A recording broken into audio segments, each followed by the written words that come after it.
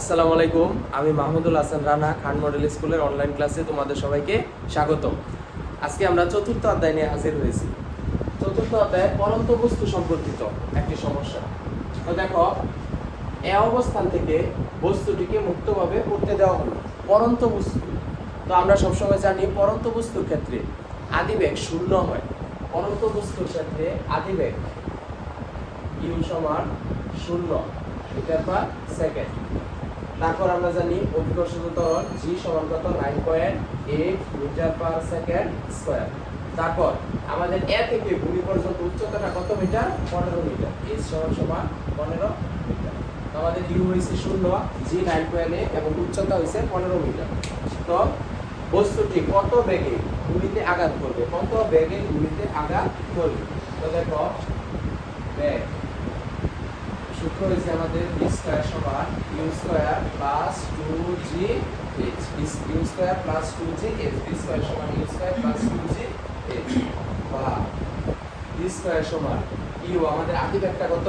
0, তাহলে এটা বাদ, তাহলে এখানে হবে 2g h, বা v স্কয়ার সমান 2, g কত আমাদের 9.8 কিন্তু h হচ্ছে কত মিটার? 15 মিটার, বা v স্কয়ার সমান দেখো 2 9.8 ইনটু 15, এখানে ক্যালকুলেশন করলে হয় আমাদের 294।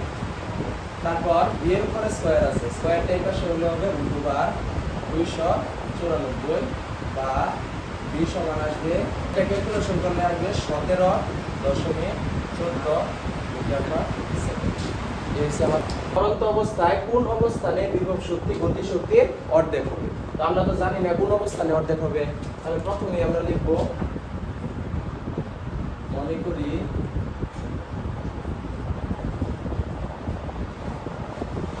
x অবস্থানে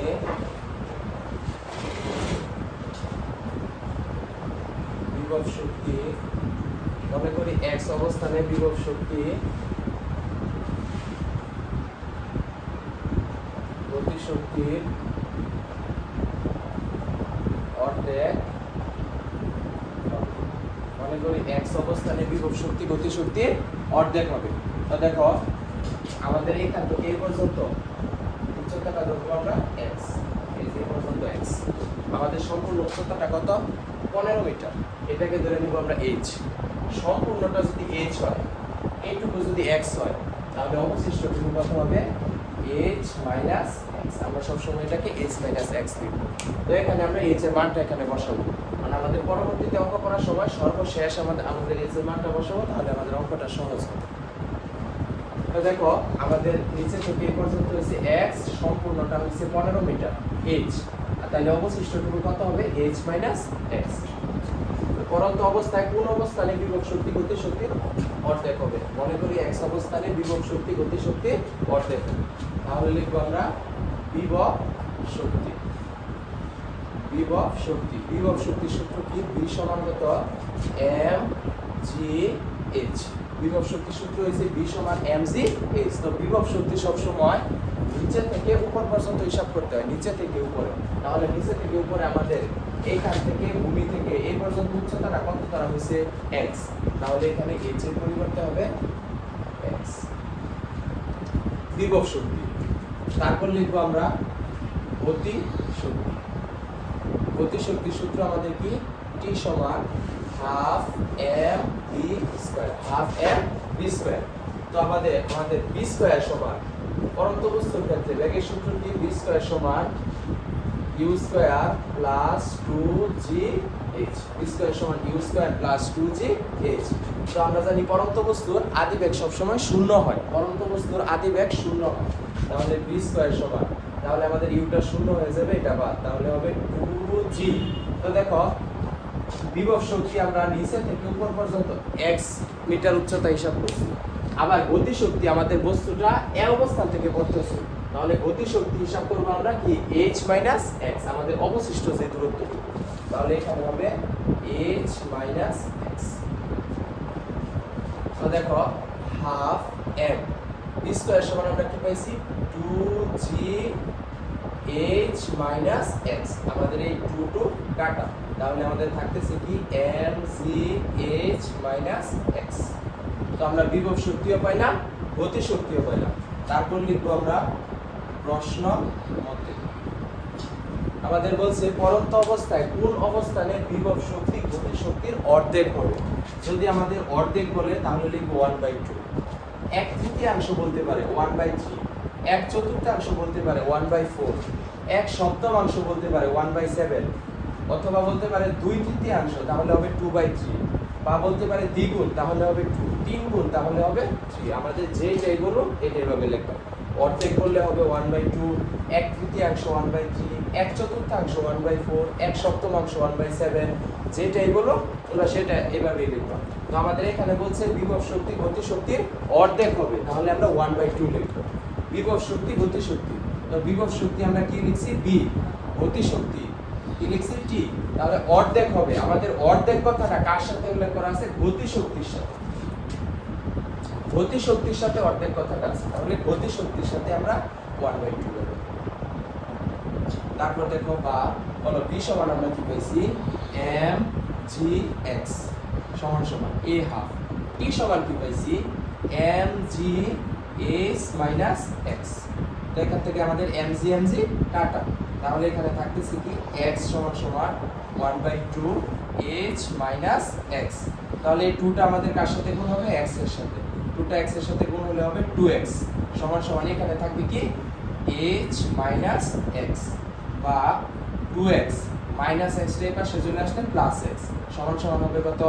h। তাহলে 2x আর x কত হয়? 3x সমান সমান h। এখন আমরা h এর মান বসাই দেব। h সম্পূর্ণ উচ্চতাটা কত মিটার? 15 মিটার ছিল।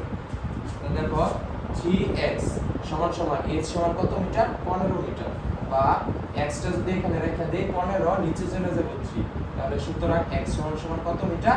5 মিটার। অর্থাৎ ভূমি থেকে 5 মিটার উচ্চতায় বিভব শক্তি গতি শক্তির অর্ধেক হবে। প্রত্যেকটা অঙ্ক একই নিয়মে তোমরা করার চেষ্টা করো। প্রথমে বিভব শক্তিটা বের করবা, বিভব শক্তি নিচে থেকে উপরে এবং গতি শক্তি উপর থেকে নিচে। তারপর বিভব শক্তি গতি শক্তি দুইটা আগে সমান দিয়া লিখবা। তারপর দেখবা এখানে কি বলছে, অর্ধেক বলছে, এক তৃতীয়াংশ বলছে, এক চতুর্থাংশ বলছে, যেটার সাথে থাকবে এটার সাথে দিয়া তারপর মান বসায় দিবা। সর্বশেষ এইচ এর মানটা বসাইবা, অঙ্ক হয়েছে। আশা করি সবাই বুঝতে পারছো। তারপর দেখো আমাদের সর্বশেষ প্রশ্নটা, পরন্ত অবস্থায় কোন অবস্থানে বিভব শক্তি যান্ত্রিক শক্তি, আমাদের আগেরটা ছিল বিভব শক্তি গতি শক্তির অর্ধেক হবে, এখানে আছে বিভব শক্তি যান্ত্রিক শক্তির অর্ধেক হবে। যান্ত্রিক শক্তি বলতে বোঝায় বিভব শক্তি এবং গতি শক্তির যোগফল। দেখো যান্ত্রিক শক্তি, যান্ত্রিক শক্তি মানে হচ্ছে বিভব শক্তি প্লাস গতি শক্তি, এই দুইটাকে যোগ করলে যান্ত্রিক শক্তি পাওয়া যায়। বিভব শক্তি হয়েছে বি, গতি শক্তি হয়েছে টি, এই বি আর টি এর যোগ করলে হয়েছে যান্ত্রিক শক্তি। তো এবার বলছে পরন্ত অবস্থায় কোন অবস্থানে বিভব শক্তি যান্ত্রিক শক্তির অর্ধেক হবে। আমরা প্রথমে আগেরটার মতো নিয়মে আমরা লিখব, মনে করি এক্স অবস্থানে, মানে আমরা লিখব মনে করি ভূমি থেকে এক্স অবস্থানে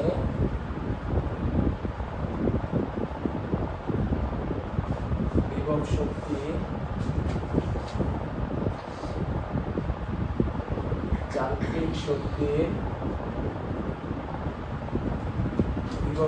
যান্ত্রিক শক্তির অর্ধেক হবে। ভূমি থেকে এক্স অবস্থানে, ভূমি থেকে এক্স মিটার উচ্চতা বিভব শক্তি যান্ত্রিক শক্তির অর্ধেক হবে। আমাদের সম্পূর্ণ উচ্চতাটা কত মিটার? 15 মিটার। তাহলে ভূমি থেকে আমরা এই পর্যন্ত বলছি এক্স মিটার, তাহলে 15টাকে আমরা এইচ ধরে নিব, আমাদের অবশিষ্ট অংশ থাকবে এইচ মাইনাস এক্স।